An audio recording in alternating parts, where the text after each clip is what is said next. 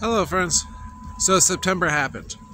It breezed by really fast, and like all September so far in my life, yeah, I wasn't out in the garden very much, but the garden did happen, and I have footage that I put together for a September tour. And even though this is getting posted at the beginning of October, I want you to accept this as the September garden tour. Please enjoy. God bless you.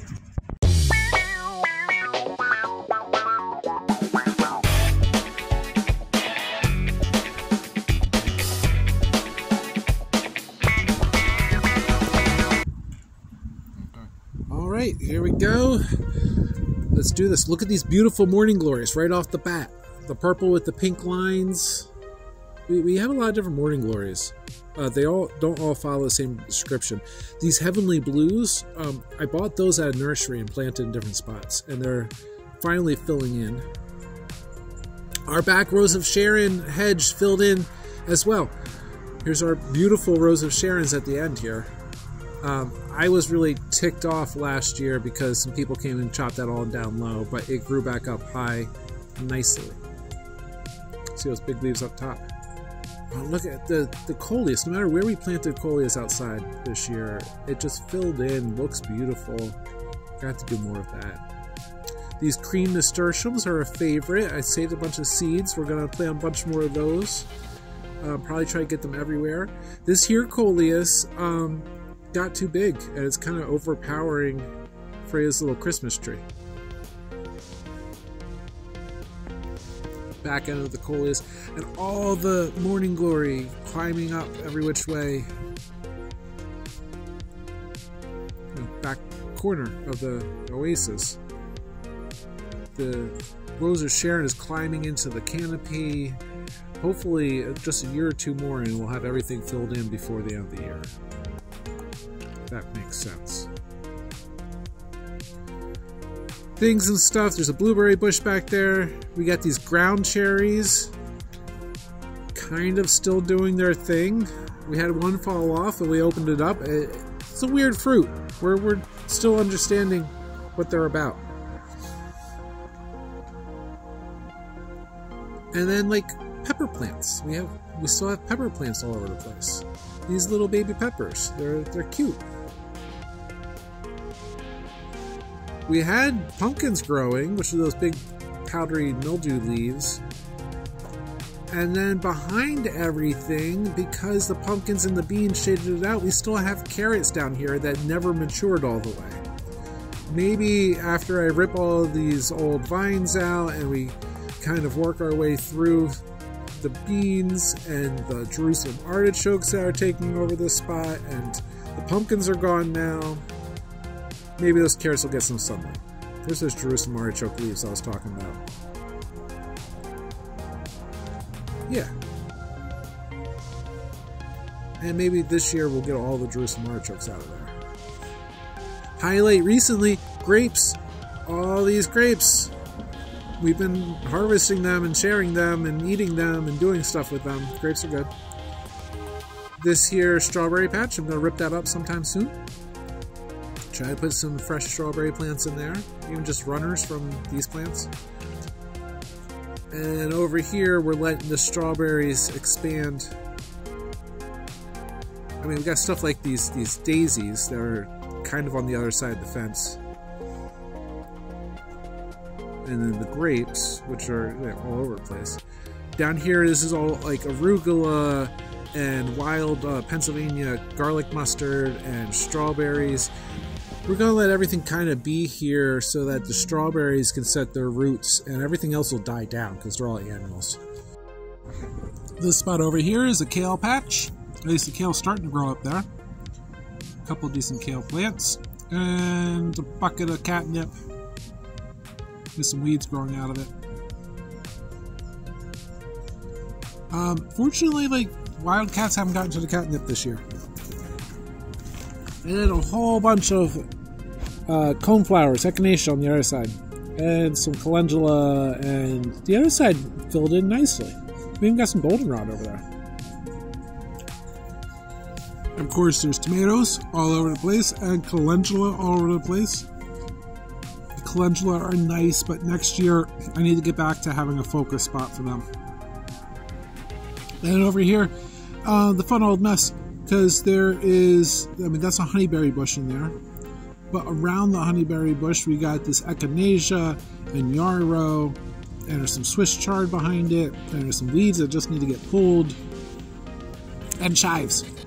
Look at those chives. That whole corner looks like grass. That's chives. And this whole spot over here, these are peach peppers. I thought the peach peppers were going to be sweet peppers, but it turns out they're hot peppers. And so now they're going to be my source of heat for some fire cider and stuff like that. They're cute. You just can't eat them without your mouth burning. A lot of peach peppers through there, because I thought they were sweet. I was looking forward to the sweet pepper harvest. Containers look pretty. You know, it's a nice display over here. Even this kale, you know, this is a kind of standalone kale plant. I think it was a transplant from somewhere else. And then, you know, we wander into the oregano that has gone wild. They really need to cut most of this oregano back. Do something with it. Maybe rip some of it out. It's just too much oregano. Too much oregano. And the oregano goes over to this evening primrose. The evening primrose is great for our pollinators, and it's a really great wild plant. But see how much it shadows over everything else here? Most of the rest of the garden here is suffering because of that evening primrose. We got our hyssop. Our hyssop actually grew into place this year, and it's so nice. 2 years in the coming, we finally got blossoms. And in the back, we got the bee balm, which, you know, I'm learning bee balm gets tall. And in the front, shaded out by the evening primrose, that perennial chamomile, and a pepper. Oh, check out the roses. Our rose bush, it came back so nice. And, you know, our garden's pretty. I like what it does season after season. Here's some of those Jerusalem artichokes. So at the date of doing the audio, there are flowers on top of these Jerusalem artichokes, and they are tall. I mean, you can see kind of the height here. They are a tall plant.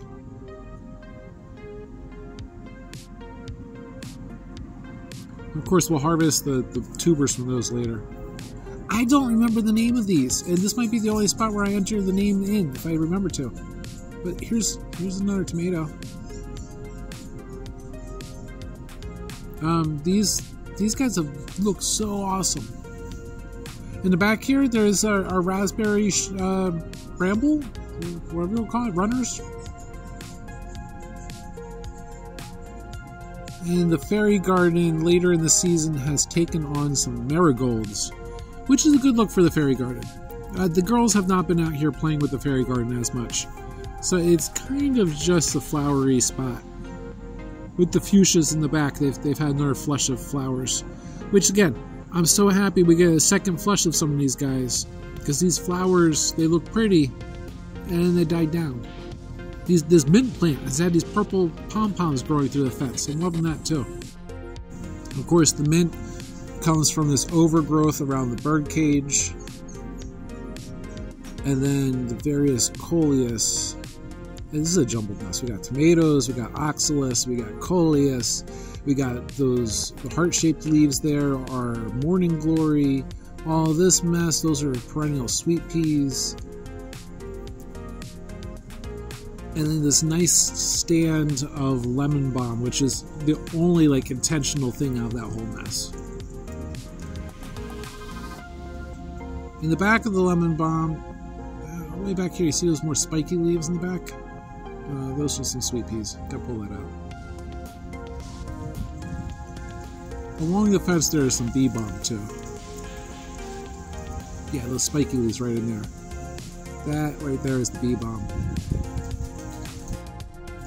I encourage such a large patch of lemon balm here because it's a flavor that the girls love and it's really useful in the wintertime. On the other side of the aisle, there's some burdock I need to rip out, and there's some sage. common kitchen sage, one of the first things that we replanted out here in the garden. And some of these buckets of mint. I couldn't tell you right away. I think that's an apple mint. The one before that was a chocolate mint, maybe. The Wandering Dudes. Wandering Dudes have been one of Jen's favorite this year, and we took some clippings. We're going to get them settled inside. And I was hoping there's some stuff I liked growing in here, but I think a lot of it's just buttercups growing back in. And the bucket of bee balm. Ultimately, I'm going to plant this bee balm into that spot there so that it spreads and takes over. The red bee balm there is a competitor for that bee balm. It'll be a nice spot. The ferns tried to take over here, but the late summer has allowed for all of these little tiny kale seedlings to develop back here. I'm going to have to thin them out. I'm going to transplant some of them, probably bring some inside. And the red garnet amaranth just has a chance now to grow and be pretty.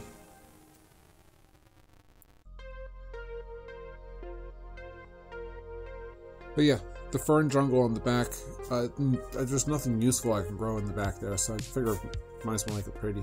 Oh, there's that tree. See in the far right pan there? There's this tree growing there next to the kale. The birch tree in the bucket. Right now the season flavor is Swiss chard. In the back there, in the front there. And this mugwort, I've been shoving this in my shoes. There's a video about that. Yeah, go back through the videos. You should find that video and watch it. Oh, and our princess garden has this giant Jerusalem artichokes in it. Just like the back. Except here, the Jerusalem artichokes, there must be a huge cluster in there. And these tomatoes, they're going to be harvesting the last one pretty soon. I mean, look at these Jerusalem artichokes. They're choking out the kitchen window.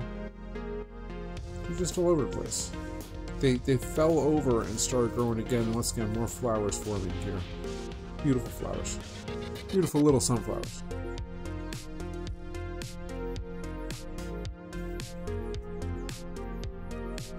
Down here at the base of the sunchoke, we got some mint growing through there and tomatoes. And ultimately, you know, some pretty wild growth. And we're full circle to where we started with all that ivy on the fence. I really appreciate you joining me for a walk around the garden. God bless you. God bless your garden.